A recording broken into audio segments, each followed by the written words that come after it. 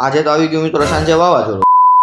જય માતાજી મિત્રો, આજે આ ચૈત્ર નવરાત્રિની શરૂઆત થઈ ગઈ છે અને આપણે નીકળી ગયા હતા બાર મંદિરે જવા માટે। સાયકલમાં પાછી હવા નહોતી તો હવા પૂરી લીધી। રસ્તામાં ખબર પડી કે આગલા ટાયરમાં હવા પૂરી નહોતી તો પછી ધીમે ધીમે સાયકલ ચલાવીને આપણે મંદિરે પહોંચી ગયા। આપણે હવે હનુમાનજી મહારાજના દર્શન કરીને પાણીનો લોટો ભરીને મહાદેવને ચડાવી દીધો હતો અને દર્શન પણ કરી લીધા હતા। A few moments later. સાંજના 5 વાગે મિત્રો અચાનક વાતાવરણ બદલી ગયું અને આકાશમાં ચારેય બાજુ અંધારું થઈ ગયું હતું।